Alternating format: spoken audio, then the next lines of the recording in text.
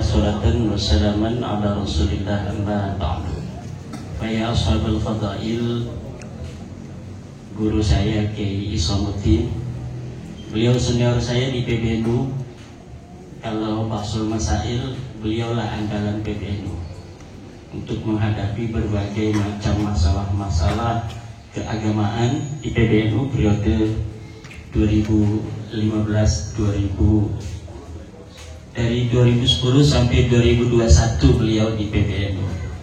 Beberapa kali saya mungkin beliau belum kenal karena saya masih perwakilan dari PW mengikuti Bahsul Masail, dan beliaulah yang biasa untuk memberikan deskripsi masalah yang akan dibahas dalam beberapa kesempatan Bahsul Masail. Terima kasih Kiai Isom sudah menyempatkan hadir di tengah-tengah kesibukan bersama kita PWI Pringsewu pada hari ini, sehingga beliau meluncur dari Bandar Lampung menuju ke kampung halamannya di Pringsewu ini. Yang saya hormati Kiai Suparman Abdul Karim, Sahibil Bait Kiai Nur Ajiz, Pondok Pesantren Madinatul Ilm. Ana Madinatul Ilm wa aliyun babuha. Qala Rasulullah sallallahu alaihi wasallam atau kama qala. Yang saya hormati Kesepuan PWI Pringsewu, Yai Cumanin, dan seluruh para kesepuan yang hadir, Ketua PWI Pringsewu Kiai Nasiruddin, dan para pengasuh pondok pesantren Sepringsewu yang pada hari ini hadir. Sebenarnya semuanya sudah tahu kesimpulan diskusi ilmiah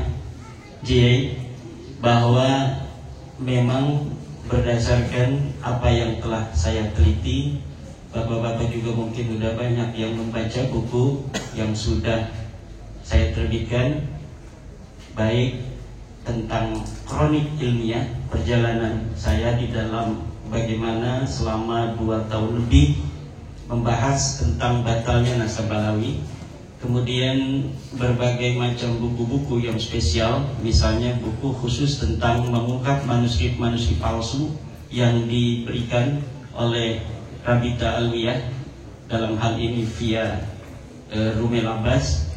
Itu juga ada semuanya, semua apa yang telah mereka atribusikan sebagai manuskrip-manuskrip di abad ke-6-7 itu ternyata semuanya palsu, dan kiai-kiai bisa untuk melihatnya di buku mengungkap manuskrip-manuskrip palsu Ba'alwi versi Rumel Abbas.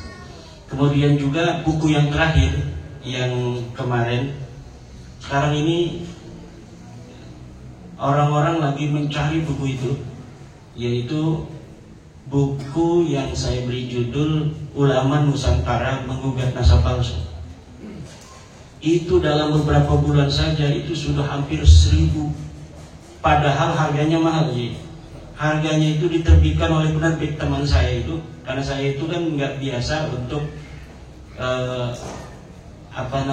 menulis kemudian ingin dijual gitu, enggak. Pokoknya saya menulis, saya taruh di PDF, saya sebarkan agar bisa dibaca. Siapa yang mau mencetak silahkan, kan begitu. Akhirnya dicetak oleh teman saya, harganya 200.000, tetapi punya Rabita Alwiyah yang tebalnya hampir sama, harganya itu sampai 40.000 diturunin, nggak laku-laku. Tapi yang punya saya 200.000, bahkan sekarang dinaikin 210.000 saya lihat di shop itu, malah makin dicari orang. Ini adalah sebuah indikator bahwa mayoritas masyarakat ini bersama kita dan kesimpulannya sama, bahwa Balawi bukanlah cucu dari baginda Nabi besar Muhammad Sallallahu Alaihi Wasallam. Sebenarnya mereka sudah ada kesimpulan sendiri di hatinya. Jadi tesis saya ini dijadikan sebagai bumper aja. Ini ada. Padahal mereka udah dari dulu mungkin nggak percaya nih cucu Nabi tukang mintain duit begini, nggak percaya cucu Nabi ada yang nyolong motor orang, nggak percaya ada cucu Nabi. Semalam itu ada yang cerita di kampung apa di sana, semalam acara dia Marawis bawa anaknya perempuan, mohon ke kiai itu ke kamar mandi, ternyata nyolong duit di kamarnya kiai itu. Ini anaknya yang merawat ini, Habib itu. Nggak mungkin orang-orang yang menisbahkan diri pada Rasulullah kemudian mempunyai akhlak demikian. Nah, apapun itu sekarang buktinya sudah ada sebuah penelitian ilmiah. Sebelumnya penelitian firasah masing-masing itu sekarang sudah mendapatkan sebuah cantolan hukumnya yang secara ilmiah bahwa betul Ba'lawi ini bukan cucu Nabi. Dulu guru saya, Yai Abuya Dimyati, itu kalau ada Habib, sini, dulu ya, incu Nabi ya, ini matanya dibuka, dulu ya, incu Nabi asli ya. Itu artinya beliau nggak percaya, tetapi tidak pakai dalil, tidak pakai data, itu kasfan, maka tidak bisa untuk diikuti, karena kasfan itu tidak bisa diikuti. Jangankan mukasafah hanya dalam masalah nasab, hanya dalam masalah Ramadan saja, walaupun bertemu Nabi, malam kita bertemu Nabi mengatakan besok adalah Ramadan, itu tidak bisa dijadikan dalil untuk bisa menjadi patokan orang berpuasa. Itu. Jadi mimpi, kasab dan sebagainya itu laisa hujjatan lil hukmi. Nah, saya ini mengadakan penelitian ilmiah. Benarnya ini Habib ini cucu Nabi? Ilmiah itu berdasarkan 3 hal. Pertama adalah dia harus bersifat logis. Kedua harus empiris. Ketiga harus pragmatis. Logis artinya masuk akal. Yang empiris artinya berbasis fakta dan data. Pragmatis artinya penelitian ini harus ada kepentingan umat yang diperjuangkan, harus ada manfaatnya. Nah, Ba'lawi mengaku cucu Nabi dengan segala akhlak yang mereka pertontonkan, pendawiran wama syabahat yang terjadi di berbagai macam lapisan masyarakat, bukan hanya di kiai, di pejabat, di pengusaha, termasuk yang paling empuk itu kiai, karena kiai itu husnudzonnya tinggi, karena manhajnya manhaj ketum.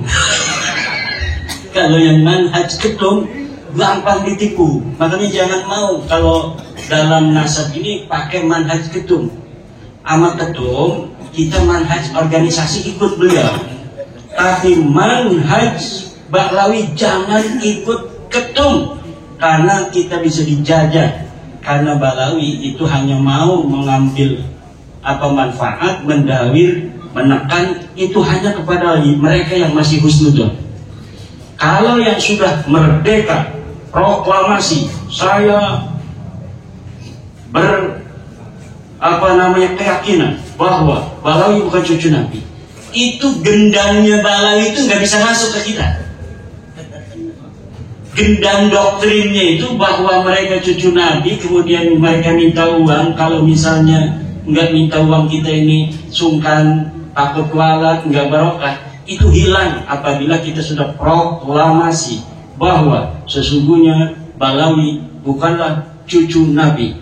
Hal-hal yang mengenai penelitian ilmiah dan lain-lain saya serahkan pada Kiai Iman. Udah beres.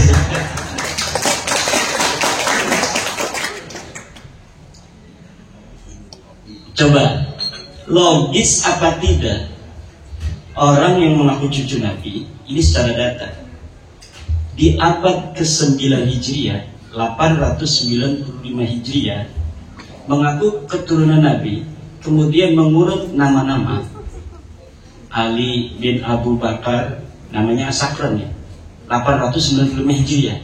Nama saya Ali bin Abu Bakar bin Muhammad bin Abdurrahman Asigar bin Maula Dawila bin Ali Saibudara bin Ali Al-Qayyum bin Faqih Muqaddam bin Ali bin Muhammad Sahib Birba bin Ali Qalifasa bin Alwi bin Muhammad bin Alwi bin Ubed bin Ahmad bin Isa.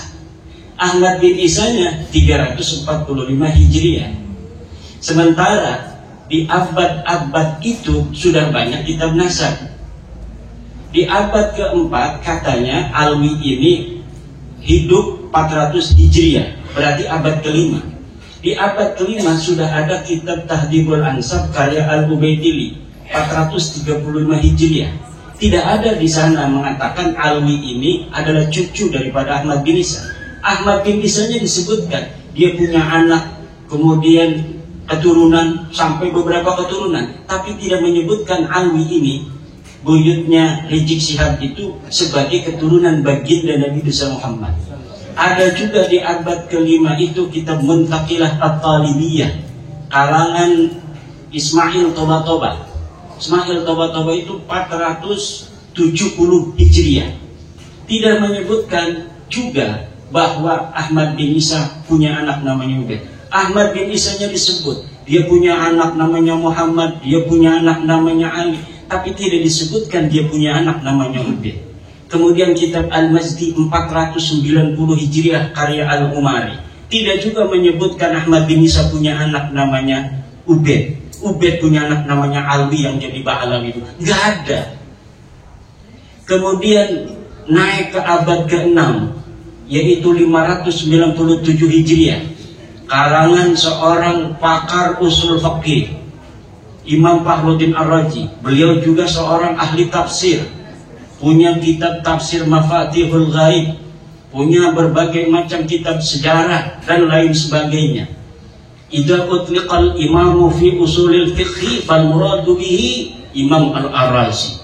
Kalau dimutlakkan nama al-imam, qala al-imam dalam kitab-kitab usul fiqh, itu maksudnya adalah Al-Imam Fakhrur Razi.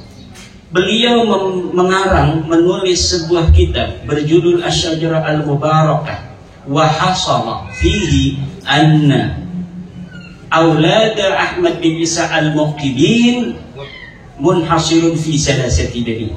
Anaknya cuma 3. Siapa? Muhammad, Ali, Husain. Itu 597 Hijriah. Beliau menulis kitab itu. Wafat 604 Hijriah. Beliau punya anak murid namanya Al-Fakhri juga, ngarang kitab namanya Al-Fakhri. Al-Marwazi nama murid beliau, itu 614 Hijriah. Di situ juga disebutkan nama Ahmad bin Isa, dan tidak disebutkan Ahmad bin Isa ini punya anak namanya Ubaid, punya cucu namanya Alwi. Tidak ada, mereka tidak disebut keturunan Nabi pada 614 Hijriah. Kemudian ada kitab Al-Asili 700 Hijriah. Kemudian ada kitab As-Sabatul Musan 787 Hijriah. Kemudian ada kitab Umdatul Talib As-Sugra 828. Ada kitab Umdatul Talib As-Sugra karya orang yang sama Ibnu Ainabah 828 Hijriah. Sampai abad ke-8, abad 9 awal ini tidak ada orang yang menyebutkan ahli nasab itu bahwa Ba'alawi keturunan baginda Nabi besar Muhammad SAW. Padahal mereka sudah ada itu. Di abad 9 itu mereka sudah mulai mengaku sebagai turun Nabi. Ali bin Abu Bakar As-Sakran ini sudah mengaku keturunan Nabi di abad 9.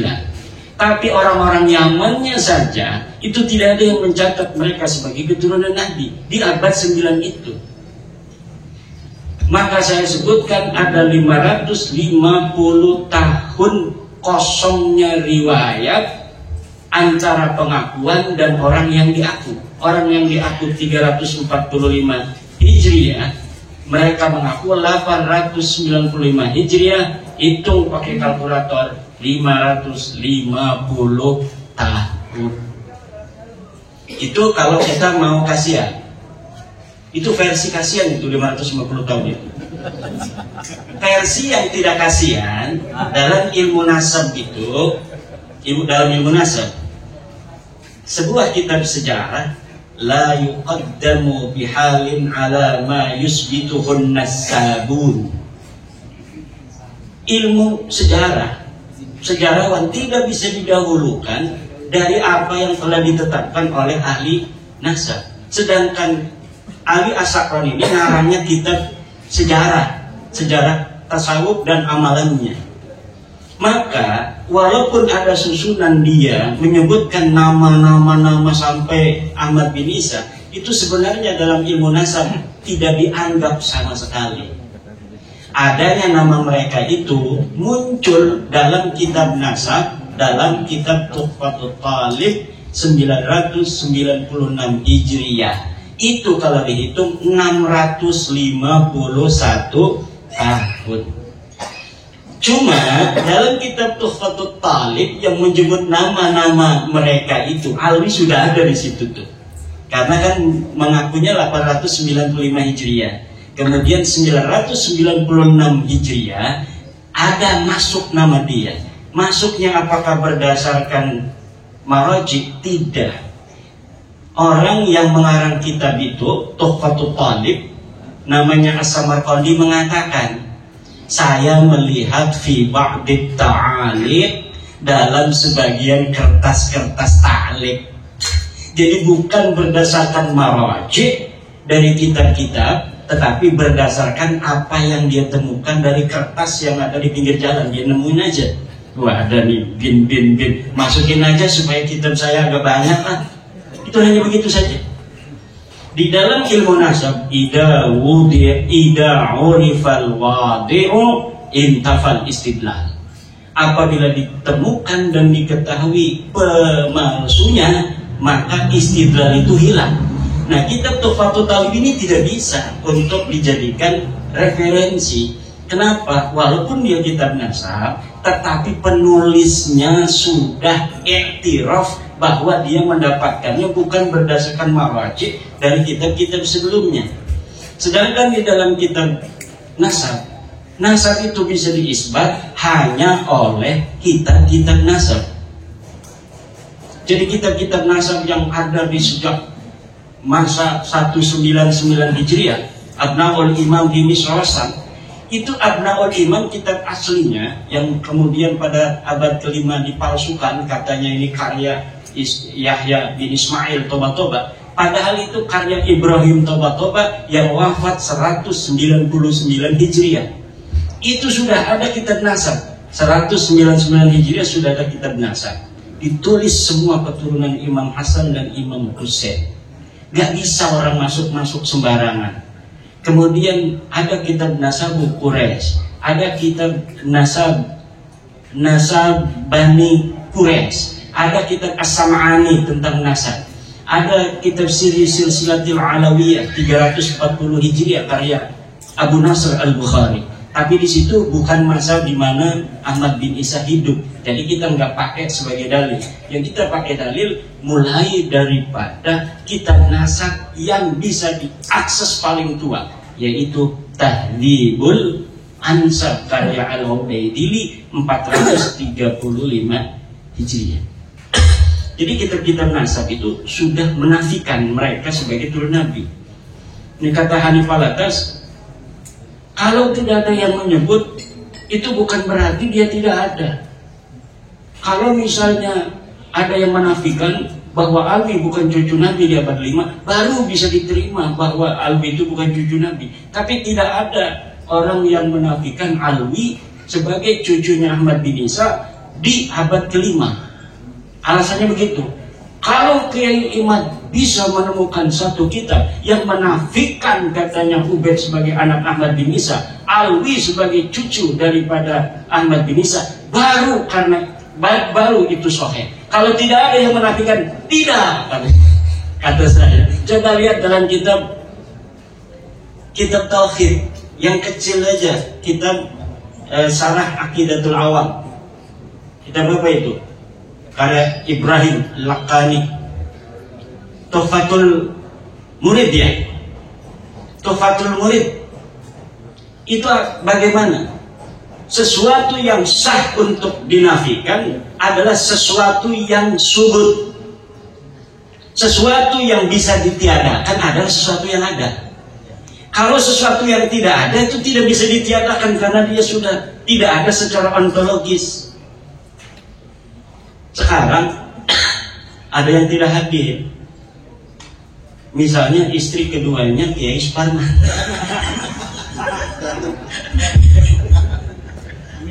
Istrinya ada, makanya saya candain. Misalnya Kiai Suparman punya si dua, misal Yang hadir cuma permaisuri. Ada misalnya namanya Maisaro.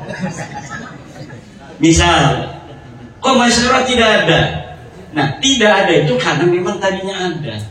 Tapi kalau memang sesuatu itu tidak ada, maka bagaimana sesuatu yang tidak ada kemudian kita nafikan? Itu dalam teori filsafat itu tidak logis. Kalamun ghairu mantiqiyyin. Kalam yang tidak mantiki, yang tidak logis. Tidak masuk akal. Nah, ini akan panjang ini karena semuanya sudah paham. Nanti kita di dalam diskusi aja. Bahwa begini kesimpulannya. Untuk mengetahui dia diisbat cucu Nabi atau tidak, itu menggunakan metodologi nasab, ilmu nasab dan kitab nasab. Secara kitab nasab mereka sudah hakul yakin kata Romai Rahman bahwa mereka bukan cucu Nabi. Untuk mengetahui apakah mereka ini nama-nama yang disebutkan sampai Ahmad bin Isa itu sosok historis, orangnya betul-betul ada atau tidak, itu menggunakan pendekatan historis, yaitu melalui menelusuri nama-nama keluarga mereka ini dalam kitab-kitab sejarah. Dan dalam penelitian penelusuran saya mengenai nama-nama keluarga mereka, dari mulai Abdurrahman Segaf, kakeknya Ali Abu Bakar As-Sakran, Abdurrahman As-Segaf, punya ayah katanya namanya Muhammad Maula Dawilah. Ini adalah sosok yang fiktif. Dari mulai Muhammad Maula Dawilah, punya ayah Ali Sahibud Darak, Ali Al-Ghayyur, Faqih Muqaddam, Ali bin Sahib Mirbat bin Ali Qoli Qasam bin Alwi, sampai Ubed, itu semuanya sosok ahistoris. Orang fiktif yang namanya diurut begitu saja demi untuk mencapai ketersambungan sampai Ahmad bin Isa yang sudah sahih sebagai keturunan Nabi. Jadi jangankan bisa diisbat secara ilmu nasab, sosoknya aja nggak ada. Bagaimana sih Kiai Imad bisa menemukannya begini Pak? Di Tarim itu banyak orang dulu. Faqih Muqaddam itu 653 Hijriah. 653 Hijriah di Tarim itu banyak ahli-ahli agama, ulama-ulama besar. Ada kitab-kitab nasab sejarah yang ditulis. Kejadian apa saja yang terjadi di Tarim itu ada dalam kitab Al-Yafi'i, dalam kitab Tabaqat Fuqaha'il Yaman, dalam kitab As-Suluk, semuanya diterangkan. Ada kejadian pembunuhan para fuqaha 560 Hijriah itu, ada penyerbuan dari kerajaan membunuh para kiai-kiai karena perbedaan dalam cara pandang keagamaan. Tapi tidak ada satupun nama-nama yang disebutkan ulama baik yang dibunuh maupun tidak dibunuh dari keluarga Ba'alawi. Kenapa? Karena memang waktu itu mereka tidak ada di Tarim. Mereka belum ada di Tarim. Mereka pindah dari India masuk itu sekitar sebelum abad 9 Hijriah, beberapa puluh tahun sebelumnya. Kemudian menyusun sebuah kekuatan di situ, kesejarahan, palsuin semua ulama-ulama di sana. Direbut nasabnya orang, kemudian yang direbutnya itu diingkirotkan. Ini mereka kan nyantol ke Abil Jadid, ulama Hadramaut, Syarif Abdul Jadid. Nasabnya diambil, Abdul Jadidnya dihancurkan. Bahwa Abdul Jadid ini tidak punya keturunan hari ini abad 9. Sama juga dengan Wali Songo. Wali Songo dia ambil itu sejarahnya, dibelokkan nasabnya ke Hadramaut, keturunannya dihilangkan bahwa mereka tidak punya keturunan. Ini akan terjadi kalau tidak ada bab nasab 2022 dan tidak ada Kiai Suparman Abdul Karim di Lampung. Ini yang akan terjadi. Karena beliau yang awal-awal nyamber itu dari Banten. Luar biasa, antara Lampung dan Banten persahabatan yang tiada akhir. Dari zaman dulu dari zaman Sultan Maulana Hasanuddin, bukan di Banten dulu punya istrinya, di Lampung dulu. Di Lampung dulu, beliau itu punya istri di Lampung. Karena istrinya putih, anaknya putih. Kemudian dia dinikahi nama ayahnya dengan anaknya Raden Patah Demak. Ya namanya orang Demak kan ya kayak orang Demak di banyak toko. Nah, datanglah ini dari Lampung si putih ini. Siapa kamu? Hardiadillah. Siapa kamu? Saya anaknya Sultan Hasanuddin. Anak dari mana? Dari Lampung, istri Lampung yang gak ketahuan. Putih amat katanya. Akhirnya kata orang Banten, ini bukan anak orang, ini anak jin katanya. Jadi Sultan Hasanuddin lagi di hutan katanya nemu wanita cantik padahal bukan orang. Jadi jin, dia nggak sah jadi sultan, nggak bisa karena bukan sempurna manusia. Itu begitu, politik zaman dulu tuh begitu, bikin hoak-hoak gitu, framing gitu, demi agar yang jadi sultan adalah anak dari Banten, Maulana Yusuf. Nah, tetapi persahabatan itu kemudian Maulana Yusuf menaruh anak-anaknya di Lampung. Kemudian Maulana Muhammad Nasruddin perang dengan penjajah di Palembang. Palembang ini lagi mau dijajah nih sama musuh. Itu yang ngebantu dari Banten dengan Lampung. Lampung, siap kita perang membela Palembang. Dari Lampung, siap. Nah ini sekarang ini nih, jangan-jangan ini cucunya waktu dulu itu. Nah kemudian sejak masa Maulana Muhammad Nasruddin kepada anaknya Abdul Mafahir Mahmud Abdul Qadir, kemudian pada anaknya juga Sultan Abdul Ma'ali Ahmad, pada anaknya Sultan Tirtayasa. Sejak Sultan Tirtayasa itu kemudian baru ada Belanda di Banten, di Lampung juga sama. Di sana dikuasai Belanda, secara politiknya ini juga dikuasai oleh Belanda, tetapi tetap masih rajanya Raja Banten, ini rajanya dari Lampung Banten. Sunan Gunung Jati pun kesini juga, jadi bukan hanya Sultan Hasanuddinnya, Sunan Gunung Jatinya sebelum itu juga pernah ke Lampung dan menyebarkan Islam, walaupun belum diterima secara masif. Nah makanya alhamdulillah Bab Nasab ini mengumpulkan yang terserak itu.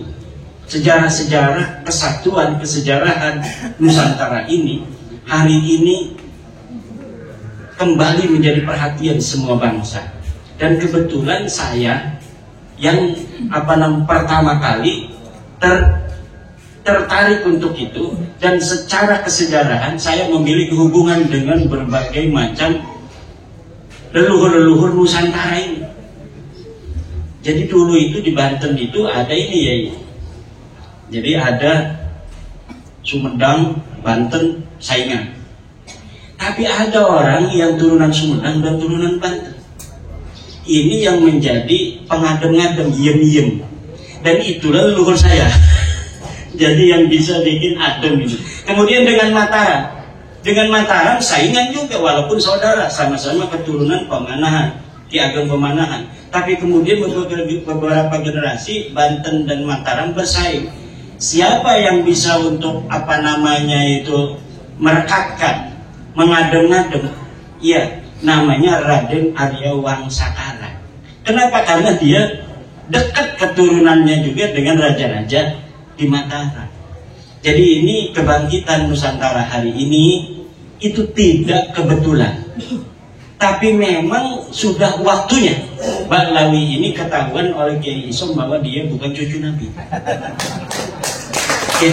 Tanpa penelitian saya, Kiai Isom ini udah yakin 100%. Beliau orang yang sangat pemberani. Beliau berani jadi saksinya Ahok juga.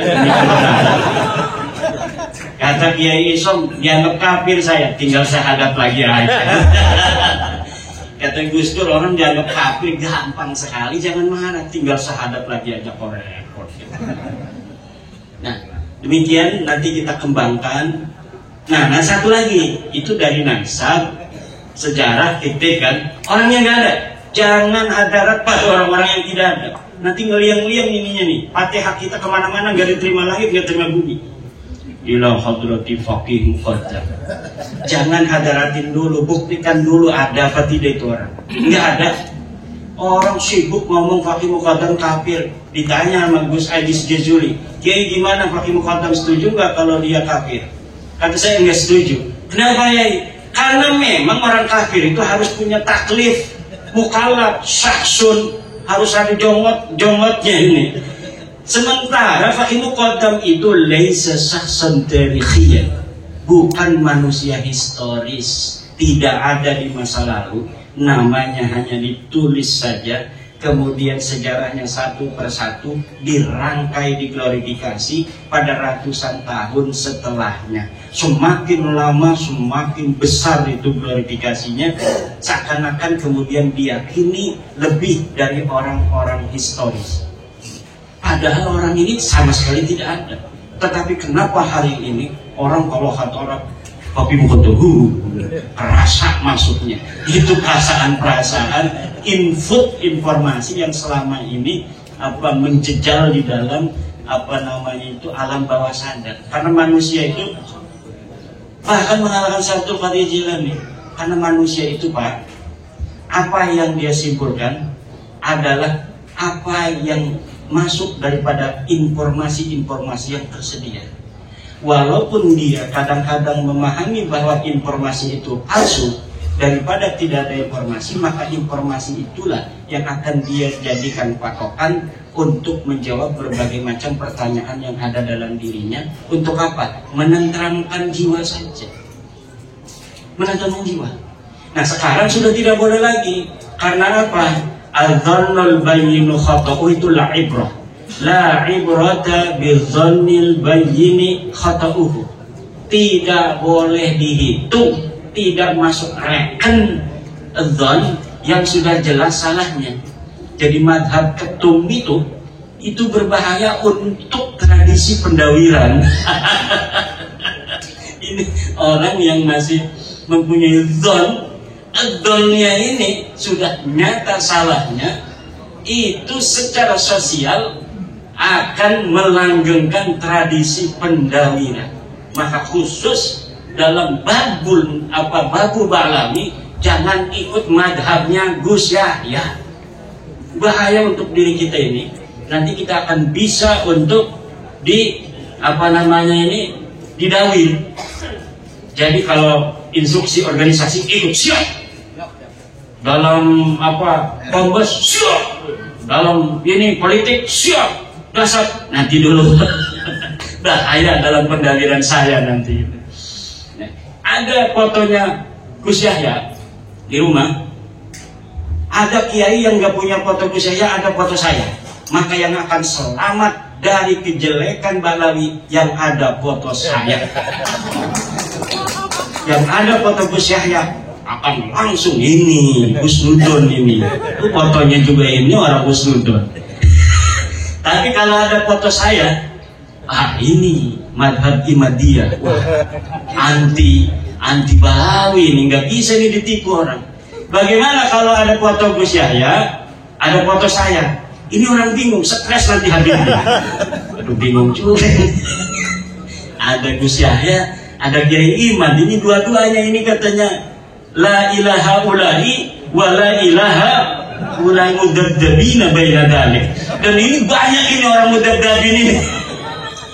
Orang mudaddabin ini banyak hari ini. La ilaha ula wa la ilaha ula. Demikian sementara nanti kita kembangkan di dalam diskusi. Terima kasih. Assalamualaikum warahmatullahi wabarakatuh. Baik, kita memasuki termin kedua, yakni interaktif tanya jawab. Untuk termin pertama dari sisi kedua ini langsung kepada 3 penanya. Ngacung dulu ya, monggo. Ya, langsung 4 di depan nih, apa-apa. 4 di depan mikrofonnya, Bang. Sudah ada, monggo. Perkenalkan nama nih. Nama dan asal.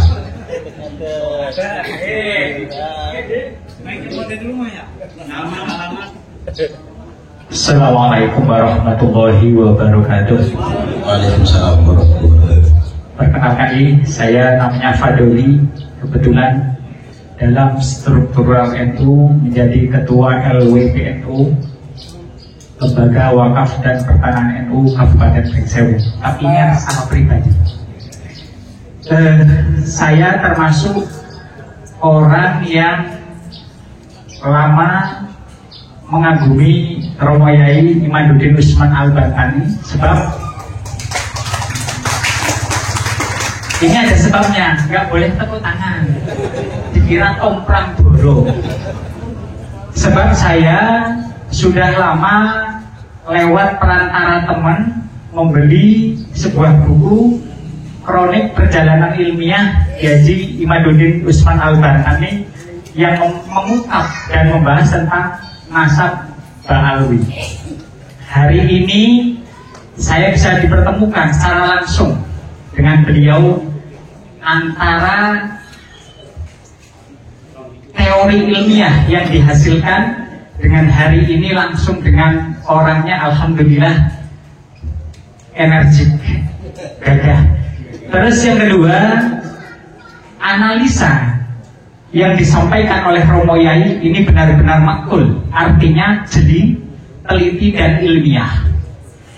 Oleh sebab itu ada hal yang sampai detik ini masih ganduli. Ini karena Pringsewu ini orang Jawa semua rata-rata ini masih ganduli atau termemori di dalam pikiran saya. Saya minta pandangan Romo Yai bagaimana dalam realita yang ada kadangkala di masyarakat, terutama warga Nahdlatul Ulama atau warga Nahdiyah. Ini dalam realitanya ini bagaimana cara menghadapi tips-tips orang yang mengaku turunan Rasul. Ini langkah kita bagaimana dikaitkan dengan negara Kesatuan Republik Indonesia ini menganut asas Bhinneka Tunggal Ika. Jangan sampai salah langkah. Ini Polri hadir nggak? Jangan sampai nanti teguran kita mengganggu Kamtibmas. Ini langkahnya gimana? Karena kita menganut asas Bhinneka Tunggal Ika. Satu. Yang kedua, ini diskusi ini adalah menjaga kesucian nasab Rasulullah Shallallahu Alaihi Wasallam. Yang ini secara pribadi saya memperoleh input masukan secara pribadi, umumnya untuk seluruh hadirin. Karena tidak semua orang ahli dan memahami tentang ilmu nasab. Tujuan diskusi ini ialah untuk memberikan pencerahan pada kita. Yang pertama, pencerahan intelektual. Yang kedua, pencerahan emosional. Yang ketiga adalah pencerahan spiritual. Harapannya supaya kita mampu membedakan asinnya garam dan asinnya opel. Ya, garam asinnya endingnya sehat karena yodium. Opel saya cocok dengan yang disampaikan oleh Kiai Haji Isomuddin. Ini kalau opel ini asin tapi penyakit, jangan sampai penyakitan kita. Maka diskusi ini bukan hanya sekedar tepuk tangan. Saya sangat cocok bagaimana ini nanti Yai dan Gus Isomuddin atau yang lain forum, kita harus ada action nyata. Apa aplikasi action nyatanya? Setelah diskusi ini, coba bikin sebuah petisi, pernyataan, tanda tangan, supaya negara hadir untuk bagaimana ini tidak jadi fenomena dalam masyarakat. Kita bikin pernyataan yang ditembuskan ke PC, PW, PCNU, PWNU, PB, supaya negara hadir dengan instrumen yang ada, Kemendagri, Jaksa Agung, Kementerian Agama, untuk mendorong supaya oknum-oknum yang mengaku dzurriyyatur Rasul diadakan tes DNA. Ini kayaknya sangat efektif. Cocok. Nah, jangan tepuk tangan toh, action nyata nanti. Jadi Gus Isom tanda tangan, saya di bawahnya berani. Tapi tetap beliau yang depan. Gitu aja. Sekian. Ini untuk yang kedua. Ada follow up yang diminta dari seluruh jamaah. Terakhir untuk Pak Yai Suparman, ini nanti kita tahunya warga masyarakat PW itu tahunya persatuan wartawan Indonesia. Harapannya Yai Nasiruddin ada kiprah nyata dibikin setiap kecamatan PWI, karena nanti asumsi dan persepsi dikira wartawan, sedangkan perjuangan Wali Songo Indonesia harapannya setiap kecamatan diadakan PAC dan PAC PWI sampai ke ranting gitu aja. Assalamualaikum warahmatullahi wabarakatuh. Ya, Pak Tony. Langsung ke kedua. Langsung lanjut yang kedua. Asmani. Alhamdulillah. Nama saya Khairul Anwar. Saya ikut Pak Ustadz Fadoli di PWNO, saya selaku ketua Sembunyi. Jadi karena membawa amanah dari guru saya, Profesor Dr. Agus Sumiyoto. Tadi sudah disinggung terkait tentang nasab dari Bu Alawi, tetapi tadi belum disinggung atas Wali Songonya. Nah, ini harus dikolaborasi agar dalam kita menggawani Islam Nusantara menjadi kuat dan kokoh. Karena apa? Tadi sudah banyak sekali orang-orang londo, apalagi londo blangkon. Banyak londo blangkon, orang-orang Jawa sing menyaplok ngaku-ngaku nasabe Wali Songo. Padahal dia orang biasa saja, pakai sorban, pakai ceramah di medsos jagoan. Tapi ini hanya ngaku-ngaku duriannya Wali Songo. Nah ini saya mengusulkan kepada PBI pusat nanti agar ada penguatan kapasitas terkait para pengurus dan aktivis di PBI agar supaya tidak gagal paham bahwa PBI itu adalah persatuan bangsawan, tapi perjuangan Wali Songo. Apalagi ada laskarnya, komandan laskar juga harus mempunyai jiwa kesatria dalam menegakkan Dzurriyyatul Rasul. Jadi saya berharap bagaimana strategi yang jitu untuk kita mampu melakukan penguatan kepada tim-tim kita dulu sebelum ke yang lain-lainnya. Kalau di abad 4, 6, 7 jauh banget bahas ini, tetapi di abad 12 ke atas, zaman Majapahit, zaman Mataram, sampai pada zaman Wali Songo yang hari ini tentu agak bisa diterima secara logis maupun empiris. Terima kasih. Pertanyaan dari saya seperti itu agar supaya nanti ada strategi khusus dalam penguatan untuk agar kita bisa membumikan Islam Nusantara tersembunyi dan masuk ke seluruh pelosok negeri. Terima kasih. Assalamualaikum warahmatullahi wabarakatuh. Surat Kiai Khairul Anwar. Yang kedua tadi masih di depan saya. Oh ya. Itu yang lain itu. Masih di depan. Ada empat dulu ya. Saya udah kalau paling ngantek gitu. Supaya jelas. Yang masuk ke Tapi bahasanya kalau ya orang iso jelas. Wong Jawa orang jelas Jawani, Indonesia orang ngerti tatanane. Maaf Kiai. Dimaafkan, Bang. Nanti sing ngajeng kula tanganke langsung iki perkenalan kula Ki Rohani Sidik Suriah Nahdlatul Ulama Kecamatan Pagelaran.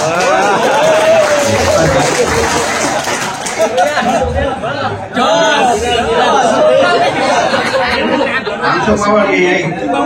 Iki masalah berkaitan kali waktu. Iki mangke kula rampung tanglet terus paringi jawaban kula nyuwun pamit kula langsung.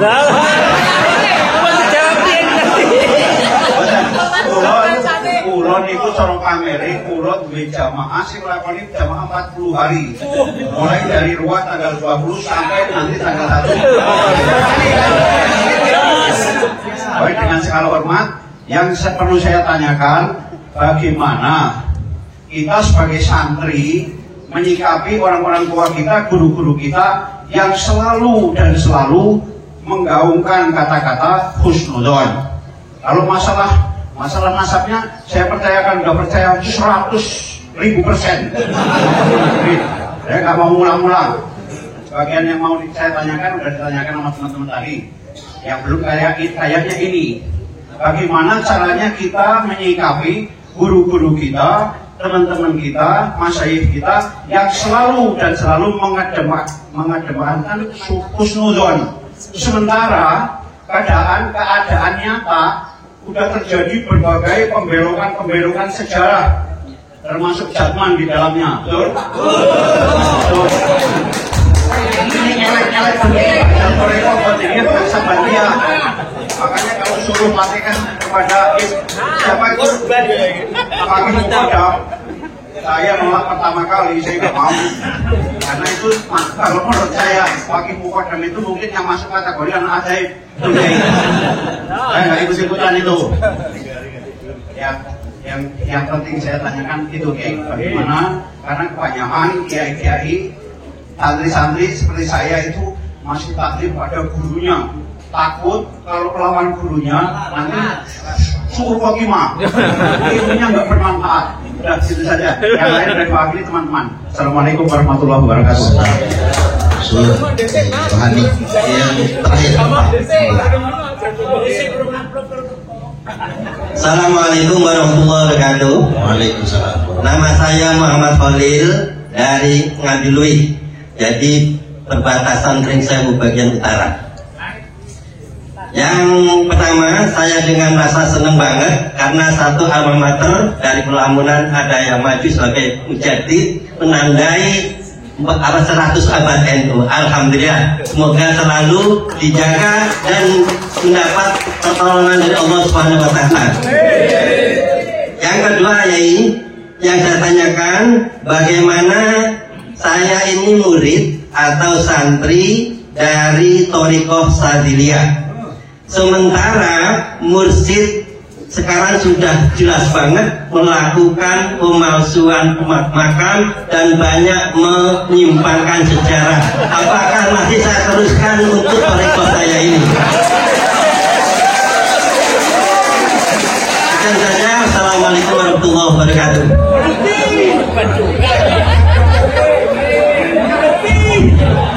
Satu lagi, tadi ketinggalan satu lagi. Bagaimana respon pemerintah kita selama ini setelah ada viralnya makam dipalsukan, tokoh-tokoh dipalsukan, sudah seberapa jauh pemerintah kita merespon atau mungkin bertindak? Itu saja. Monggo, matur nuwun. Baik, saya ingatkan sedikit. Pertama dari Kiai Fadholi, bagaimana cara menghadapi orang-orang yang mengaku keturunan Nabi Sallallahu Alaihi Wasallam agar tidak terjadi konflik dan tetap terjaganya Kamtibmas. Jadi jangan sampai terjadi konflik. Yang kedua, apa aksi nyata, konkret, follow up dari diskusi kita hari ini? Bisakah ada dorongan yang sifatnya nyata kepada pihak-pihak terkait untuk mendorong adanya setidak-tidaknya kewajiban tes DNA terhadap orang yang ngaku-ngaku anak cucu Nabi? Adapun tentang PWI, karena baru 1 tahun lebih dikit, maka memang belum tersosialisasikan. Hanya saja saya perlu ingatkan kepada segenap kader-kader PWI, karena perjuangan Wali Songo Indonesia itu 90% lebihnya adalah kader Nahdiyin. Jadi walaupun bukan Banom NU, dan memang bukan Banom, karena kalau Banom harus koheren dengan PBNU, ya kan kita nggak bisa koheren soalnya, jadi koheren. Jadi koheren. Jadi PWI ini akan terus tersosialisasikan, dan mohon jangan mudah emosi, jangan gegeran. Kalau PWI ini mirip FPI, Laskar Sabilillahnya mirip FPI, pemerintah males nanti bekerja sama-sama PWI Laskar Sabilillah. Baik, yang berikutnya pertanyaan yang kedua dari Pak Kiai Khairul Anwar tentang Atlas Wali Songo. Memang ini karena kita PWI, kedepannya kita tidak hanya membahas nasab Pak Alwi, tapi juga mengkonkretkan sejarah dan terah Wali Songo. Jangan sampai tadi banyak yang ngaku-ngaku Duriat Wali Songo tapi tak terverifikasi. Banyak betul sekarang. Apa bedanya kita sama Pak Alwi? Pak Alwi ngaku-ngaku, nah kita ngaku-ngaku juga gitu ya. Jangan sampai. Yang ketiga dari Kiai Rohani, bagaimana santri menyikapi kiainya yang masih husnudzon. Nah, Ini perlu jawaban. Yang jawaban ini tidak membuat santri merasa berdosa. Maksudnya, bagaimana respon pemerintah terhadap pemalsuan makam, sejarah dan lain sebagainya. Dan yang terakhir dari Kiai Muhammad Khalil, bagaimana apakah thariqah beliau masih bisa dilanjutkan, karena mursyidnya ini bukan hanya memalsukan makam, tapi mursyidnya juga belum pernah berbaiat. Jadi mursyid Saziliyah yang beliau berbaiat itu beliau pun belum pernah berbaiat. Monggo Kiai silakan. Untuk Kiai Fadli, kata Syekh Imam Ibn Hajar, yang bagi di kulli ahadin ayyakuna lahu khiratun fi hadzal nasab syarif hatta la yantasiba ilai ahadun illa bihaqqi. Wajib bagi kita untuk memiliki sebuah kepedulian, kecemburuan terhadap nasabnya baginda Nabi Muhammad SAW, sehingga tidak bernisbah kepada Nabi seseorang kecuali dengan benar. Ada orang yang mengaku turunan Nabi, bagaimana sikap kita? Jangan langsung hormatin. Bahkan ada yang haram untuk kita menerimanya. Sama dengan kedudukannya dengan hadis palsu. Hadis itu tidak boleh seorang khatib di dalam mimbar Jumat membawa hadis palsu kecuali dengan menjelaskan kepalsuannya.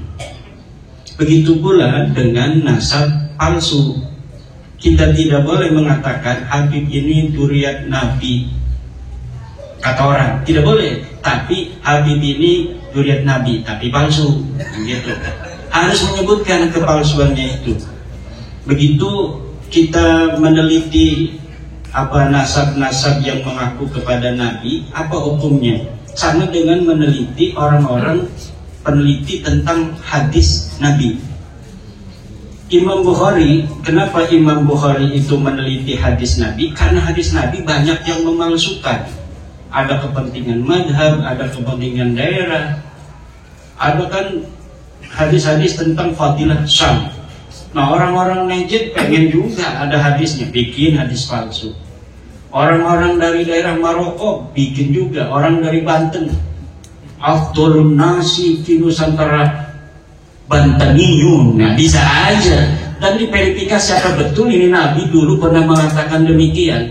Bagaimana caranya? Untuk meneliti hadis kita menggunakan cara verifikasi hadis. Adakah ittisalus sanad baina rawin wa rawin? Kemudian ma'qul apa tidak? Mukhalifun lil Quran apa tidak? Mukhalifun lil ijma apa tidak? Kalau mukhalifun lil qiyas fihi khilaf. Tapi mukhalifun lil Quran dari sisi matanya itu jelas hadis itu merupakan ciri-ciri wadha, ciri-ciri palsu. Begitu pula dengan orang yang mengaku turunan Nabi. Kalau orang mengaku turunan Nabi, aneh cucu Nabi, aneh mau haul abah, aneh butuh sapi 3. Udah, kiai 1 supaya barokah pondoknya banyak santrinya. Kenapa sih hari ini kiai-kiai itu masih ada yang menganggap dirinya banyak santrinya karena barokah itu? Karena mereka mengungkapkan keberkahan itu. Jadi ketika masuk ke dalam pikirannya kiai itu, yang sering ngomongin keberkahan itu adalah para kabib-kabib yang dawir ini. Jangan-jangan memang saya bertanya dari dia. Padahal keberkahan dia karena daripada doa gurunya, doa orang tuanya, doa masyarakatnya, doa muridnya. Itu seakan-akan dilupakan semua. Karena ibunya hanya mendoakan, tapi dia tidak pernah mengatakan ibu selalu mendoakan engkau supaya barokah. Tidak. Gurunya juga begitu. Tetapi si kabib-kabib ini selalu mendemonstrasikan seakan-akan mereka lah orang yang paling berjasa bagi kita. Dan itu bukan hanya untuk level pondok pesantren, bahkan level Indonesia. Level hari proklamasi. Katanya itu berkah daripada Habib Alwi Kuita, namanya Habib Ali bin Abdurrahman Kuitang. Bahkan diusulkan 2018 sebagai calon pahlawan nasional. Kemarin sudah terbukti dari KTLF dari Belanda bahwa dia adalah antek Belanda. Dapatnya pun lebih hebat daripada Usman bin Yahya. Kalau Usman bin Yahya dapatnya penangnya itu cuma 1, Habib Ali bin Abdurrahman Kuitang dapatnya 2, dan ini bisa dikonfirmasi di Leiden Library yang ada di internet. Masuk bapak-bapak kiai-kiai ke perpustakaan Leiden yang ada di internet, kemudian klik digital collection, tulis Ali bin Abdurrahman Al-Habsyi Kuitang, muncul itu fotonya dengan 2 bintang penghargaan dari Ratu Belanda. Itu 2018 mereka ingin sudah bahwa dari mereka ada yang jadi pahlawan nasional. Ditolak sama Departemen Sosial, Kementerian Sosial.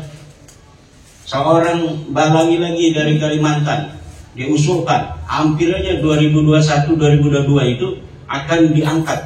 Akhirnya turun para sejarawan, Profesor Anhar Gongkong. Ini bukan pejuang. Sultan siapa namanya itu? Sultan Hamid. Ini adalah pengkhianat bangsa Indonesia. Itu sudah mau diangkat jadi pahlawan nasional. Karena apa? Bahaya kalau orang-orang yang tidak seharusnya menjadi pahlawan kemudian diangkat pahlawan hanya karena dia diangkat sebagai pahlawan nasional. Ini adalah untuk sedikit demi sedikit mereka merampas daripada kesejarahan kita. Orang-orang yang dulu tidak pernah berjuang bahkan berada di dalam barisan Belanda kok hari ini pengen menjadi pahlawan.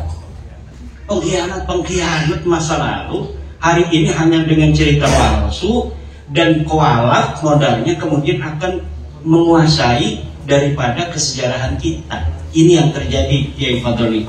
Jadi aneh cucu Nabi mana susunan silsilahnya? Oh ini Pak Mukaddam Fitib. Mana tes DNA-nya? G. India itu mah itu orang Kaukasus. Mana sejarahnya? Kitab-kitab sejarahnya? Husnudon aja nggak mau. Begitu, itu harus tegas kita. Kemudian untuk Kiai Les Bumi.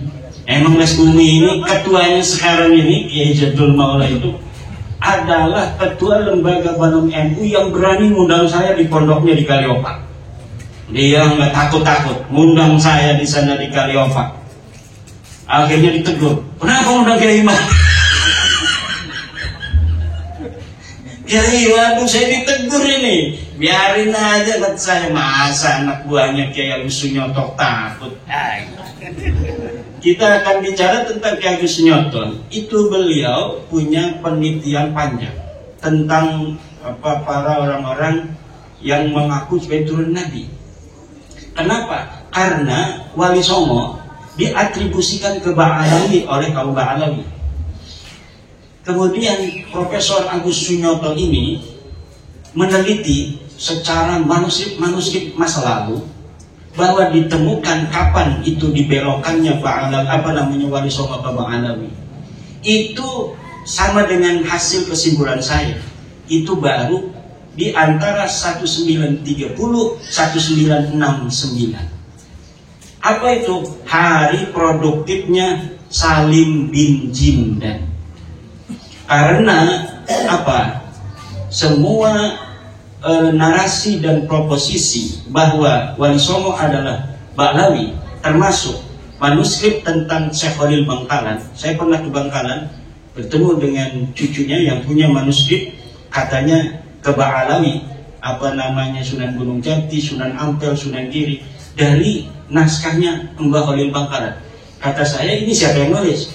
Apakah Mbah Khalilnya? Bukan, ini seorang Habib namanya Salim bin Jindan. Itu sebelum Bab Nasar. Rumel itu katanya punya manuskrip Arba'innya Syarif Abil Jadid. Itu pun ditulis oleh Salim bin Jindan 1930-1969. Mana kalau berani Rumel bawa sini itu manuskrip. Manuskripnya kan sudah ada itu di blog santri itu punya PBNU dulu.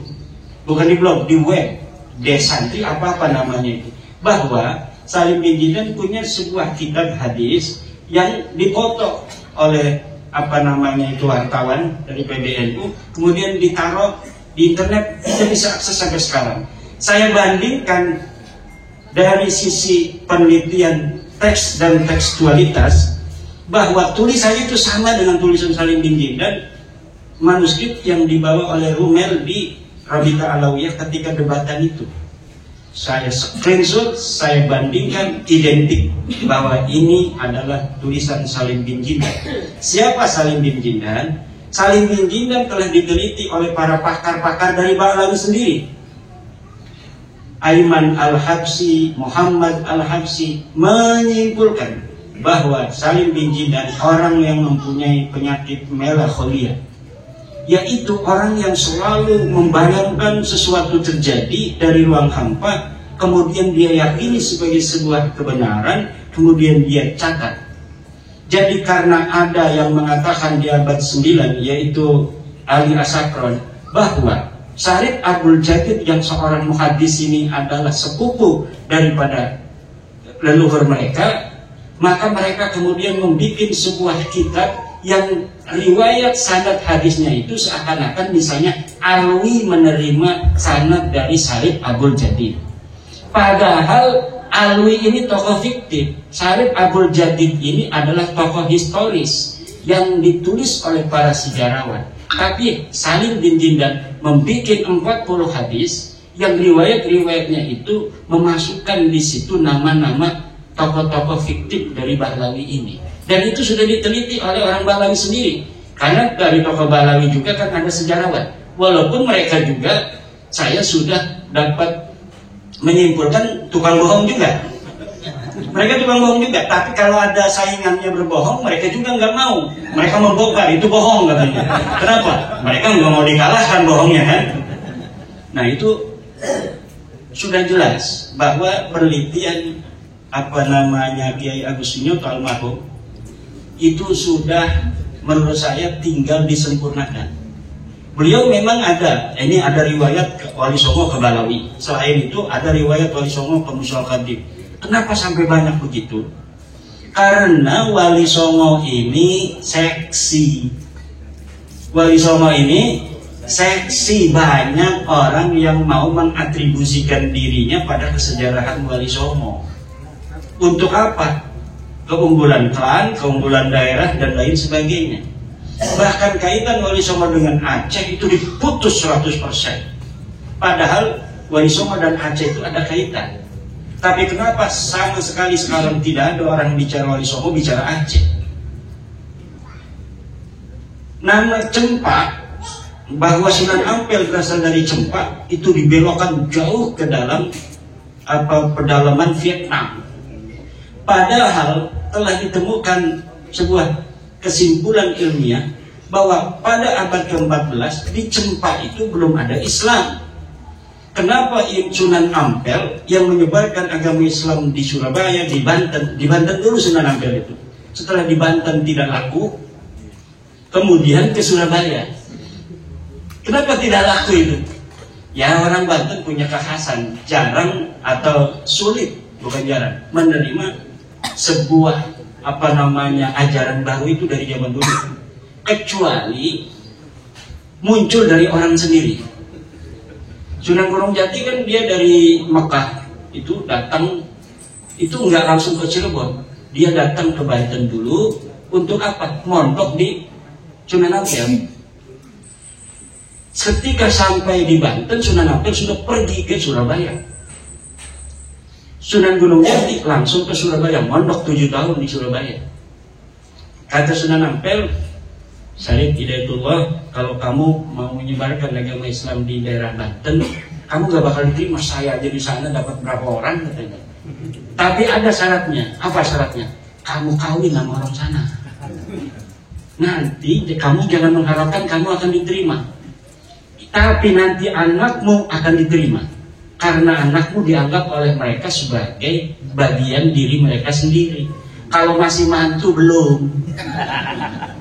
Kalau anak nanti diterima bahwa ini ponakan saya. Kalau sama kamu dianggapnya masih orang luar. Akhirnya Sunan Gunung Jati datang ke Banten mengawini Nyai Ratu kaum Banten. Punya anak Maulana Hasanuddin, baru diterima tanpa peperangan. Kenapa? Karena yang ngomong sudah orang sendiri. Nah, Sunan Ampel, Sunan Giri, itu manuskripnya Les Bumi banyak bertebaran hari ini. Tapi masing-masing ada yang dicurigai palsu oleh penyimpangan kolonial. Jadi manuskrip kolonial itu seakan-akan dipersiapkan oleh penjajah agar kesejarahan Wali Songo 100 tahun sebelum diciptakannya manuskrip itu hilang. Jadi kita diputuskan kesejarahannya dengan Wali Songo. Tapi saya yakin sejarah-sejarah asli Wali Songo masih ada. Wali Songo masih ada sejarahnya. Tidak mungkin semuanya bisa dihancurkan. Tidak mungkin. Bagaimana caranya agar terbuka semuanya? Apa yang telah diawali oleh Profesor Agus Sunyoto itu kita lanjutkan lagi. Les Buminya jangan takut. Siap. Yang bicara DNA pertama kali siapa? Kiai Agus Sunyoto. Cari tuh di YouTube-nya masih ada. Kalau ngaku cucu Nabi, tes DNA dulu. Itu apa maksudnya? Dia udah gak percaya dari dulu sebelum Imaduddin Usman. Cuma gagal, dia bukan orang Banten, jadi ngomongnya nggak sembarangan kayak saya. Jadi PBNU ini harus berwarna-warni. Kalau semuanya orang-orang Jawa belah sana, ya banyakkan Angga Unggul. Husnudon aja. Begitu untung ada orang Banten. Dia orang Banten gak mikir 2 kali 4 kali, sekali cukup. Urusan belakangan. Dipecat-pecat ngapain nggak apa-apa. Dan begitu. Lah itu makanya harus berwarna-warni. Ada kayak Yai Said, ya namanya 11-12 sama orang Banten, ceplok-ceplok aja ngomong. Tapi kalau orang-orang Jawa yang halus hatinya, penuh dengan pertimbangan matang, lah itu nggak bisa cepat. Ini mungkin butuh 100 tahun lagi balanya. Tapi orang Banten tanpa didampingi oleh keuletan orang-orang Jawa juga susah ini. Tapi ini hanya 2 tahun lebih beres. Ini udah beres ini. Udah beres, sudah. Tinggal ini mah penghiburan diri mereka saja. Ada sedikit orang nangis kayak Roma Irama bertobat. Begitu-begitu aja. Sampai ada yang keliling ke Mekah. Mutus orang ke Mekah, nemuin kiai-kiai Mekah, Sayyid Mekah yang punya murid di Indonesia agar berpesan muridnya jangan ikut sekte Ahmadiyah. Ada yang sudah ikut kan, Yai Ja'far dengan penelitiannya juga. Itu sampai gurunya dari Mekah bikin voice note bahwa engkau harus menghormati para sadah. Kata Kiai Ja'far, coba dibalas ke gurunya. Iya, saya hormati sadah, tapi Balawi bukan sadah. Melawan dia sama gurunya juga. Kenapa itu? Karena dalam tradisi kita nanti sama Kiai Rohani ya, ini akan ada ketersambungan dengan pertanyaan Kiai Rohani. Bahwa kalaulah seorang murid yang berbeda dengan gurunya harus kualat, maka Imam Syafi'i orang yang pertama kualat kepada Imam Malik. Imam Ahmad bin Hambal orang yang pertama kualat kepada Imam Syafi'i. Abu Hasan Asy'ari orang yang pertama kualat kepada Ali Al-Jubai. Gurunya Mu'tazilah kok, muridnya Abu Hasan Al-Asy'ari jadi Ahli Sunnah wal Jamaah, merontokkan seluruh proposisi gurunya. Hasan Al-Basri punya murid gagah perkasa namanya Wasil bin Atta. Dia harusnya kewahalat Wasil bin Atta, tapi tidak. Dia ulama besar dari golongan Mu'tazilah. Dia punya guru juga Muhammad Al-Hanafiyah, anaknya Sayyidina Ali. Ini Wasil bin Atta. Jadi dari zaman dulu murid dan guru berbeda, itu gurunya harus bangga. Kata Imam Ahmad bin Hanbal, ta'allam kama ta'allamna. Belajarlah seperti kami belajar. La tuqallidni wa la tuqallid Malikan wa la Syafi'iyan wa la Sufyan as-Sawri. Jangan ikuti aku, jangan ikuti Malik, jangan ikuti Imam Syafi'i, tetapi ta'allam kama ta'allamna. Belajarlah seperti kami belajar, sehingga kami menemukan kebenaran yang kami yakini. Kita tidak perlu menyelesaikan masalah ini hanya dengan tepuk tangan. Ini murid-muridnya Kasim Mujadi semua. Kasim Mujadi itu begitu kalau ceramah. Kemudian dari siapa? Pelamunan, Yai Khalil. Yai Khalil Pelamunan. Ini beliau mondok pada pesantren Pelamunan. Saya mondok pada Kiai Hasuri bin Thohir. Nah, ini menantu Yai Thohir Pelamunan. Jadi namanya bapak beliau Thohir, mertuanya Thohir, punya pesantren At-Thohiriyah. Iya. Dan beliau itu waktu saya di sana wasiat, karena udah kena stroke. Imam, kalau abah wafat nanti tolong dimakamkan dekat makamnya abah Thohir. Pengen dekat dengan mertua. Kalau nggak boleh di pagernya, kalau nggak boleh juga di luar pagar, kalau nggak boleh juga baru di pondok ini. Akhirnya di makam ini pondok tanpa meminta ke sana, karena anak-anaknya pengen juga dekat dengan abah. Itu dulu Yai Thohir Pelamunan mondok kepada Yai Husain Carita, kepada Yai Tubagus Abdul Halim, mantan Bupati Serang. Tubagus Abdul Halim mondok kepada Kiai Husain Carita, pada Syekh Nawawi At-Tanara Al-Bantani. Jadi itu generasi keempat. Syekh Nawawi kepada Kiai Husain Carita dekat dengan Caringin, kepada Kiai Abdul Halim pada Kiai Pelamunan. Kalau mau cepat langsung kepada Kiai Husain, enggak kepada Kiai Tubagus Abdul Halim. Karena Kiai Thohir Pelamunan juga selain mondok kepada Kiai Abdul Halim, mondok juga langsung karena masih hidup Kiai Husain Carita. Begitu pula saya mondok kepada Kiai Tubagus Hasuri Thohir, mondok kepada Kiai Tubagus Hasuri, mondok kepada Kiai Thohir Pelamunan. Setelah dari Kiai Thohir Pelamunan, mondok juga kepada Kiai Abdul Halim itu karena masih hidup juga. Tetapi guru saya selalu mencatat Kiai Thohir, walaupun As-Sanadul Ali bisa untuk meninggalkan yang Kiai Thohir, tapi karena apa? Karena lil barokah wa tabarruk, maka walaupun As-Sanadul Adna yang lebih panjang itu yang diambil oleh guru saya. Untuk apa? Agar nama-nama guru kita tidak hilang.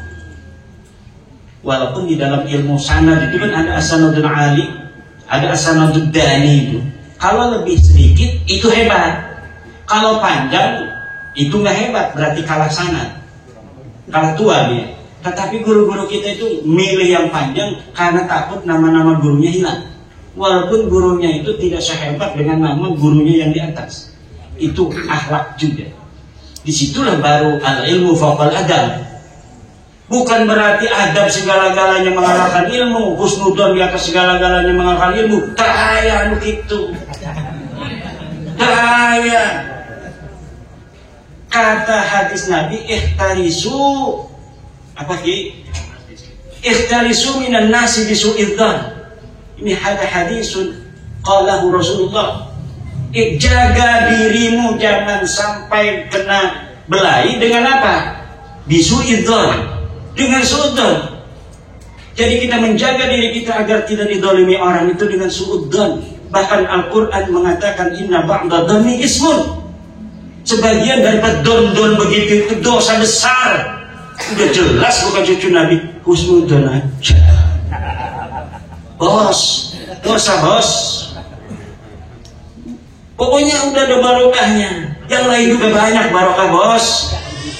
Ini kita ngaji Sapina dulu. Kita juga ngaji Fathul Qari bos. Enggak cuma Sapina bos. Ini husnudzon. Iya, orang-orang tua kita bagaimana katanya itu masih husnudzon. Iya kita jawab tadi, berani nggak jawab sama ketum begitu? Dari NWC datang sana di Lebok ke PBNU. Assalamualaikum ketum. Inna ba'dad dhanni ismun. Ihtarisu minan nasi bisu'idz dzan. La ibrata bidzannil bayni khata'u. Assalamualaikum. Udah begitu. Balik besok dapat dipecat. Jangan-jangan ketua Lesbum ini dipecat besok. Berani gak dipecat? Tadi sudah dipecat.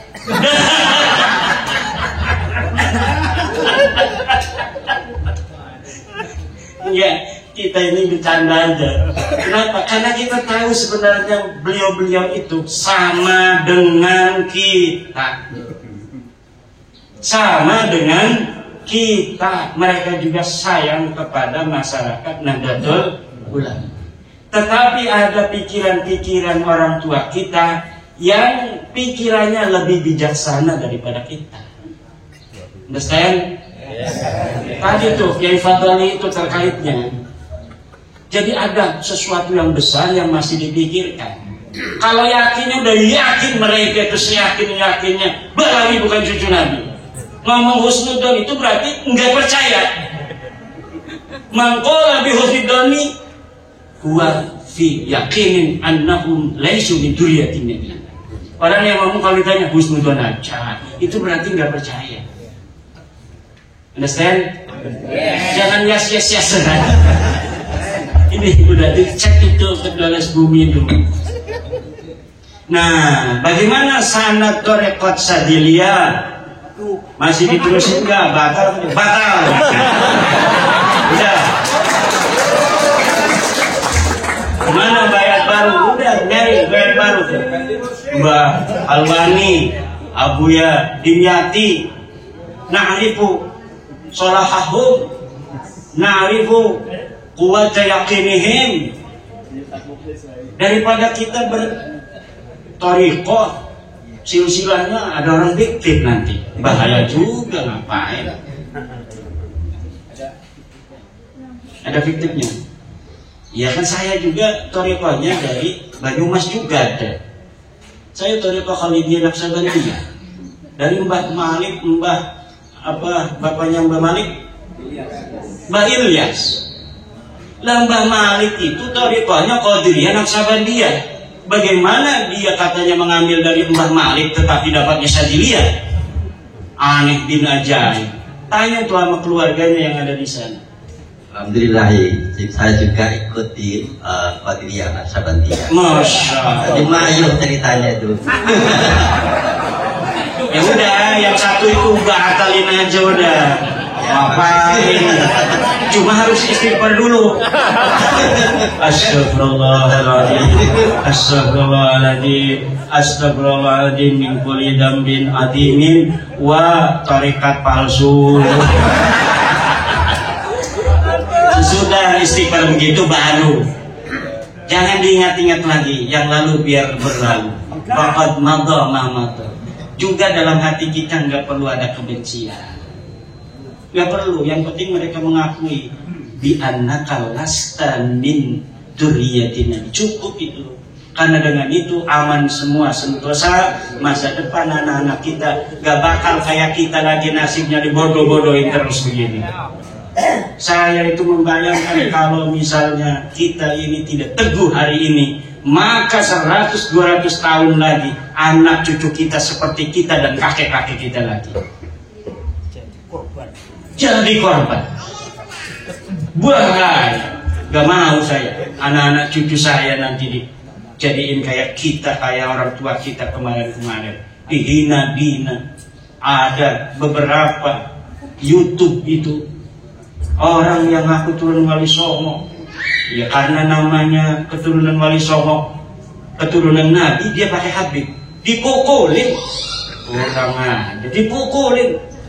Ini katanya kata Imam Malik, siapa orang yang mengaku keturunan Nabi, maka yudrabu wa yushur wa yusharu hatta yatuba. Dia harus dipukul dan ditiralkan sampai dia bertobat. Karena dia mengaku-ngaku turunan Nabi, bukan turunan Nabi. Kata dia tuh sama kiai itu, kiainya nggak berani melawan. Ini sama cucu Nabi juga. Tapi sekarang sudah tahu dia bukan cucu Nabi. Kalau mau, jangankan ngegaplok begitu, nyelentik aja mungkin udah mati tuh. Kalau sekarang itu, Nggak bakal itu. Karena apa? Orang-orang kita sudah punya energi kekuatan. Nggak bisa lagi itu disembarangin, dihina-hina, nggak bisa. Dulu siapa sih lidahnya yang paling tajam menghina-hina kiai-kiai NU? Mereka. Iya banyak. Rizik Syihab menghina Kiai Abdurrahman Wahid radhiyallahu anhu. Buta mata, buta hati.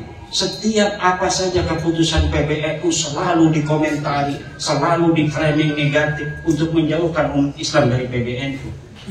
Kiai Isamuddin ini salah satu korban yang dianggap mereka sudah murtad. Yai Said Agil Siraj beberapa tempat mau ceramah ditolak oleh mereka. Gus Nuril lagi ceramah diturunin masa lalu itu oleh mereka. Bahkan ada Habib di Bogor itu berpesan pada jamaahnya, jangan masukkan anak-anak, ibu-ibu dan bapak-bapak ke Ansor Banser. Jangan. Islam Nusantara anus aliran Nusantara. Itu mereka dulu, sekarang nggak diundang aja. Kemarin datang ke PBNU itu. Kemarin LDNU bikin acara ngundang Rhoma Irama.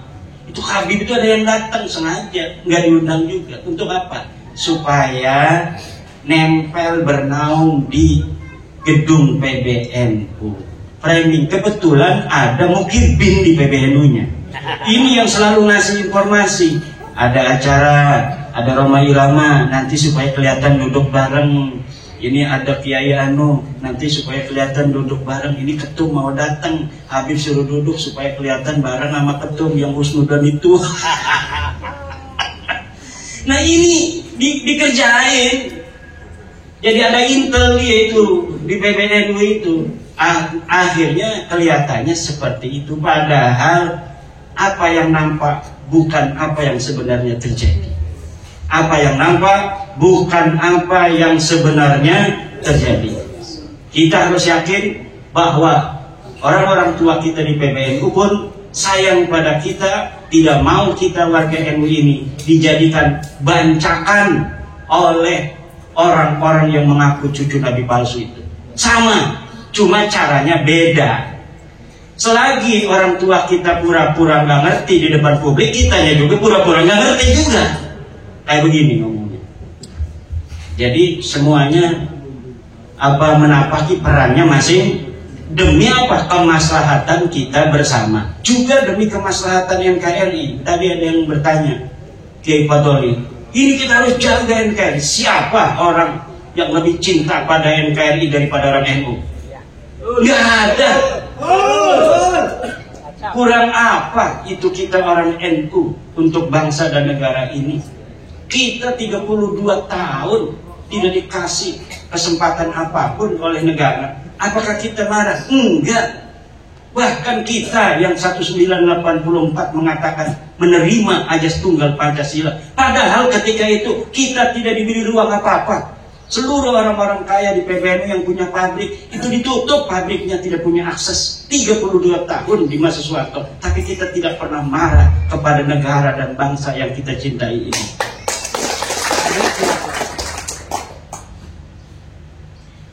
Semua peran-peran sosial, peran ekonomi, semuanya dihapus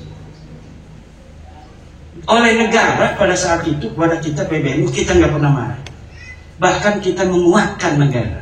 Karena apa? Negara ini adalah sebagai sebuah wasilah kita untuk menjaga kedamaian bangsa, menjaga kedamaian umat Islam yang ada di atas negara ini. Jadi bukan hanya kekuasaan cara berpolitiknya NU, tapi bukan hanya politik kekuasaan, tapi politik kebangsaan. Apa artinya politik kebangsaan? Kita melahirkan pikiran-pikiran politik bagaimana bangsa Indonesia ini bisa aman, tentram, bisa makan, bisa minum, hak-haknya tidak bisa diambil orang. Coba kalau nggak ada polisi, orang punya motor bisa diambil. Coba lihat itu, kalau misalnya ada mobil bawa semangka jatuh, itu semua diguyur orang. Karena apa? Itu adat bahwa kalau jatuh begitu tidak diarah. tidak diambil lagi, maka diguyur. Kalau misalnya di Indonesia ini setiap komunitas tidak ada itu pemerintah, orang naruh motor ambil, ada orang bawa istri diambil, nggak ada polisi, nggak ada hukum kok. Maka negara ini adalah sebagai wasilah. Ad-daulatu wasilatun la ghayatun. Negara adalah wasilah, bukan tujuan. Maka bentuk dari sebuah negara sebenarnya bagi Nahdlatul Ulama tidak penting, tetapi fungsi-fungsi li sholahid dunya wa din itu harus ada. Dan NKRI ini adalah saat ini yang terbaik bagi kita, bahwa NKRI telah mampu untuk memerankan dua tujuan utama daripada dibentuknya negara, yaitu li sholahid din wa dunya, untuk kepentingan agama dan dunia. Apa kepentingan agamanya? Kita begini aja nih, lagi diskusi PWI, pondok-pondok pesantren Supreme Sewu, negara hadir. Kata siapa negara nggak hadir? Hadir negara itu, lihat di belakang bapak-bapak koalisi kita. Dikasih rokok enggak sama panitia, suruh duduk begitu lama. Ini negara berarti sudah hadir. Negara hadir untuk kepentingan bersama, bukan hanya kepentingan yang hadir hari ini, tapi untuk kepentingan semuanya. Cara berpikir kita harus cara berpikir the founding father bangsa kita dan the founding father daripada Nahdlatul Ulama. Nah, kalau pemimpin negara kita mempunyai kesetiaan, itu kondisional. Tapi kecintaan dan kesetiaan kita pada negara ini bersifat final. Kalau kepada pimpinan negaranya kondisional. Kalau sesuai dengan kepentingan Nahdlatul Ulama, kepentingan bangsa secara umum, kita dukung. Kalau tidak sesuai dengan kepentingan bangsa secara umum dan lebih khusus kepentingan kita sebagai Nahdlatul Ulama, ya kita tidak dukung. Tetapi kita tidak mendukung hal-hal yang menjadi kebijakan yang tidak sesuai dengan kepentingan Nahdlatul Ulama, tidak menjadi sebab kita memusuhi negara. Tidak bisa. Orang yang hari ini berbeda politik misalnya dengan pemerintah, kemudian dengan itu dia ingin menunjukkan bahwa kalau tidak kerjasama politik dengan aku, kamu akan menjadi chaos, kemudian dia tega membuat chaos ini bangsa dan negara, maka dia sama sekali tidaklah berjalan di atas jalan daripada the founding father Nahdlatul Ulama. Karena kalau kita berjalan di atas the founding father Nahdlatul Ulama, yang menjadi titik sentral fokus kita adalah bangsa. Bangsa ini bisa aman tentram, bisa makan, bisa minum dengan aman, bisa ngaji, bisa ibadah, karena ada negara. Maka menjaga keamanan negara juga wajib. Sekarang lagi demo, ini konstitusional demo. Tetapi kita juga harus paham apa yang telah diputuskan oleh pemimpin-pemimpin kita, juga tujuannya untuk kepentingan kita. Yang paling berbahaya adalah kalau anak-anak kita masih sudah disusupi, kemudian pemimpin kita disusupi untuk bertindak anarkis terhadap anak-anak kita, atau anak-anak kita disusupi untuk bertindak anarkis untuk mengacaukan bangsa dan negara. NU di sini selalu berperan sebagai sebuah wasit untuk kedamaian dan perdamaian, keamanan, ketertiban bangsa dan negara kita. Termasuk bab nasab itu pun cara berpikirnya sama, ya Ibu Doli. Kita yang harus paham. Ini udah selesai, Mbak Labi bukan cucu Nabi. Roma Irama kan sampai nangis. Kenapa Roma Irama nangis itu? Karena dia terharu pada Habib yang ada di sebelahnya itu baik sekali. Roma mau ini ngambil tisu, diambilin. Ini Bang Haji, jangan batalin lagi ya dalam hatinya. Itu Roma terharu, ini baik banget ini Habib. Padahal saya batalin dia, tapi kok baik banget dia, nggak kayak Rizik Syihab. Rizik Syihab itu ketika dibatalin marah-marah sama Roma. Ada orang tua bangka, penyanyi dangdut, dia mengaku-ngaku ulama, batalin nasab orang. Yeay. Nah, Roma Irama itu orang Banten, bos. Kalau ditantang-tantang begitu makin nyingkin. Makin nyingkin orang Banten, dia itu cucu daripada Sultan Tirtayasa dari ibunya. Nggak paham itu Rizik Syihab sama Bahar. Orang begitu malah ditantang-tantangnya makin menjadi dia, makin menjadi. Tapi ini si Kabib yang hadir di PBNU nggak diundang itu, dia paham. Ini Bang Haji, di Roma terharu, nasab udah gua batalin, lu ngambilin tisu gua. Terharu, karena salah satu ciri daripada orang Banten mudah terharu. Mudah terharu. Ngobrol begini nih. Kalau lagi ngobrol seneng ketawa-ketawa, tiba-tiba ngomongin kakek yang udah mati waktu dulu pernah dikasih penting misalnya, itu nangis. Kalau lebaran nggak ada salah apa-apa, kita rangkul-rangkulin dia sambil nangis dulu tuh 2 menit 1 menit nih. Lagi ngobrol begini bisa nangis. Itu apa namanya? Ya mungkin genetik. Roma Irama itu memiliki ciri itu, walaupun tidak semua orang Banten begitu. Ini di framing Roma Irama bertobat, tidak lagi membatalkan nasab Balawi. Enggak begitu, bos. Bang Haji Roma Irama sudah ngomong dari awal bahwa saya batalin nasab ente, tapi bukan berarti kita bukan sahabat lagi, Bin. I love you, kan begitu ngomong waktu dengan saya itu juga. Waktu sebelum dengan saya, dengan Romel Abbas, dengan Guru Gembul ngomong begitu juga. Kita batalin nasab bukan berarti kita putusin hubungan. Yang dulunya yang jual minyak wangi ke rumah aneh, silakan jual minyak wangi lagi. Kalau aneh punya duit, bayarin. Kalau kagak, ya enggak apa-apa. Jangan maksa-maksa lagi. Yang punya tetangga Balawi nggak usah pindah rumah, bos. Seakan-akan ketika dia bukan cucu Nabi kita jijik, kemudian nggak begitu. Nah, Bang Haji itu begitu cara berpikirnya. Jadi terharu nih sama Habib yang baik ini ngambilin sahabat segala apa yang dibutuhkan dia. Itu di framing katanya bertobat, nggak bisa, bos. Dia keyakinannya udah hakul yakin itu nggak bisa dirubah, bos. Nih, ini yang ada masih mukibin hatinya. Nah ini masih mugabin bena gali kayak begini. Ini sampai rumah dia tuh begini, bos. Yang masih saya udah kasih sebenarnya. Udah kalau baca buku saya 690 halaman males, malam aja istikharah. Sholli sunnatul istikharati rakaataini lillahi ta'ala. Allahu akbar. Niatkan bahwa kita ingin mendapatkan kejelasan Balawi ini cucu Nabi atau bukan. Kemudian setelah itu salam berdoa, ya Allah, aku memohon daripadamu yang maha tahu. Saya bingung banget mengikuti diskusi di Pringsewu. Kiai Imad menerangkan dengan Kiai Islam. Hati saya tersayat, saya tidak terima, Bang. Ya Allah, katanya Balawi bukan cucu Nabi, ya Allah. Saya bertanya sekarang kepadamu, ya Allah, yang maha tahu, yang maha rahman. Apakah Balawi ini cucu Nabi atau bukan? Wassalamualaikum. Kayak Allah aja jawab begitu. Yang jawab Allah, nanti jangan kita. Nah, nanti coba.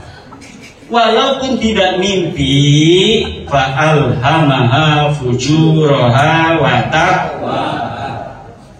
Jadi kalau model-model kita, kalau dikasih mimpi ketinggian derajat, paling-paling di dalam hatinya ini sudah mengkristal nanti sebuah keyakinan akan sesuatu.